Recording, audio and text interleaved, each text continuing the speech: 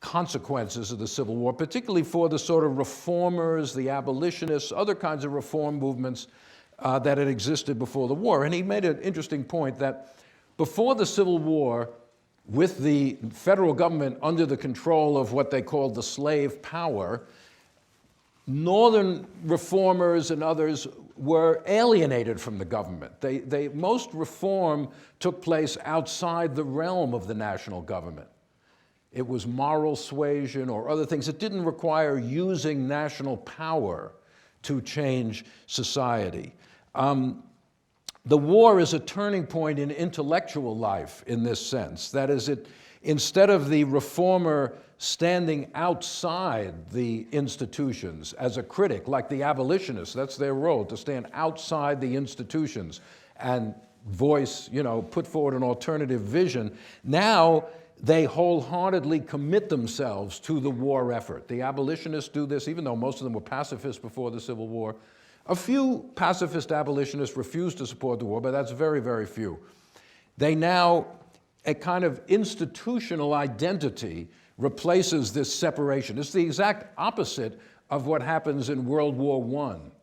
World War I, where many of the intellectuals joined up in this crusade to make the world safe for democracy, but the end of the war was such a disaster in terms of democracy that it led to a complete alienation, the so-called lost generation of the 1920s, as a reaction against what they saw as the meaninglessness of World War I. But in the Civil War, it's the opposite. Now these people who are standing outside identify wholly with the government. And in the post-war decades, reformers look to the government to change society. That's the way you do it, through laws, through actions, not through moral suasion, not through local action. Obviously, emancipation is the model of this. Emancipation, the greatest social change of the 19th century, comes through an unprecedented exercise of national power, right? It's an example of what national power can do if it is guided by morality, guided by progress, etc. But the other side of that is it makes the individual critic now suspect.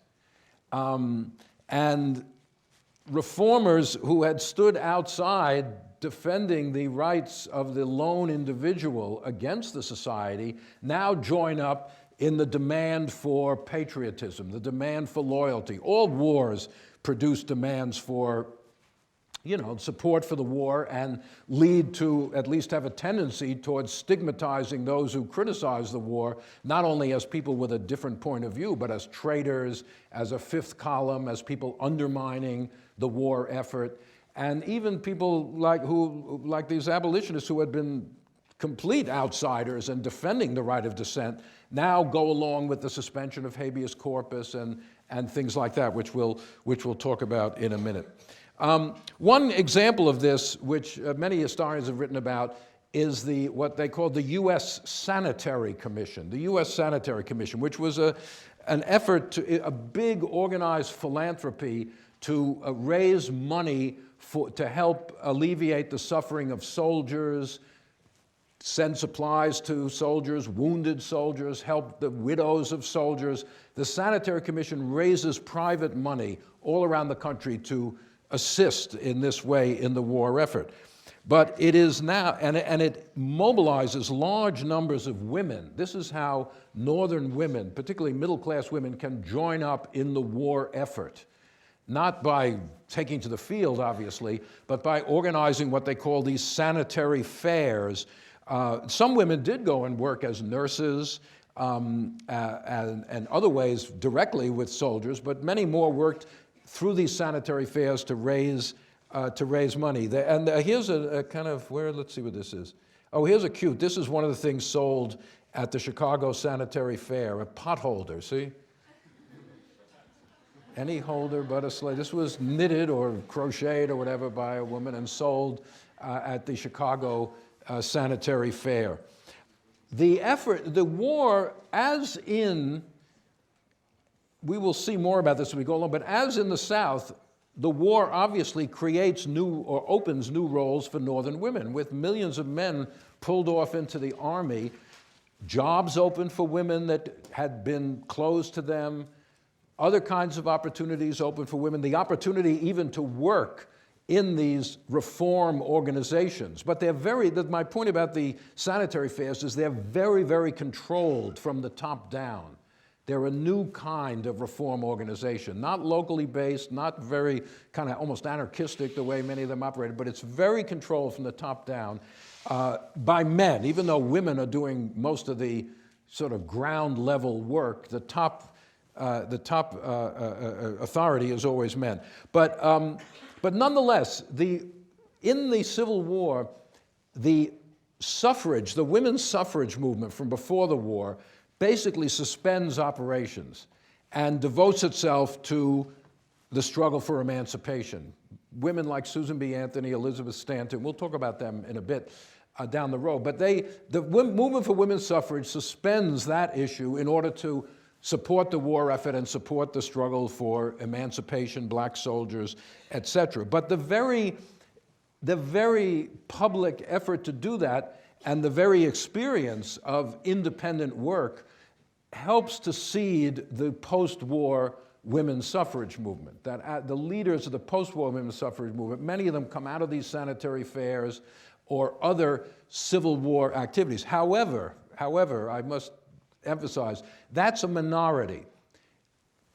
Just as Drew Faust, I mentioned, wrote Mothers of Invention, in which he argued that Southern upper-class women did not want the new authority that was thrust upon them. Similarly, Nina Silber, a scholar of Northern women, Daughters of the Union, a very fine book, again argues somewhat against the idea that there is just a direct line between working for the war effort and the women's movement after the war, that most women, she argues, want to go back to their old roles. These domestic roles are so deeply ingrained in 19th century culture that it's a minority who think about moving beyond, even though they say, well, we need more education, but the notion that you can actually challenge the idea of a woman's place being in the home is a very, very radical and difficult thing to do. In other words, it's not like World War II, which you remember produced Rosie the Riveter and millions of other women working in factories, working in men's jobs, previously men's jobs, who do not want to go back to the home have to be sort of pushed back into the suburban home and want to stay in paid employment after the war. After the Civil War, it's more complicated than that. But anyway, as I say, my main point is that reformers become used to relying on the government to achieve their ends. But even there's a kind of tension in this abolitionist group. And I'm using abolitionists to include radical Republicans. This centralization doesn't completely erase the older, more individualistic approach, and you can see that in the debate within the abolitionist movement about whether to disband at the end of the war. We're now slightly jumping ahead a year or so, but in 1865, the war has ended, slavery is basically dead.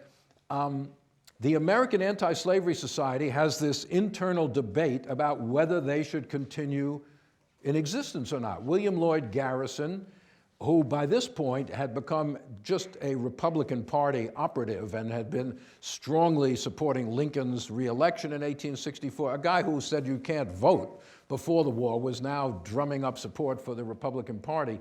Garrison said, we have finished our job. The job of the abolitionist is over. Slavery is ended. Therefore, he said, my vocation as an abolitionist is ended.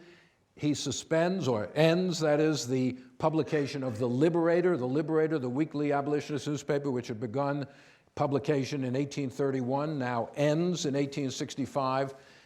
And he calls on the American Anti-Slavery Society to dissolve. But at that meeting, Frederick Douglass and Wendell Phillips argue, no, our job is not done. Our job is not done. More is needed. In a way, we're getting a preview of Reconstruction here. Has freedom come now, and therefore blacks should be left to their own devices? In other words, they will compete in the marketplace, they will rise or fall on their own merit, there's nothing more to be done for them? Or is there still need for federal protection, federal intervention? Douglas and Phillips say the black man is not free, and it's the man, of course, until he has the right to vote. Without the right to vote, slavery is not ended.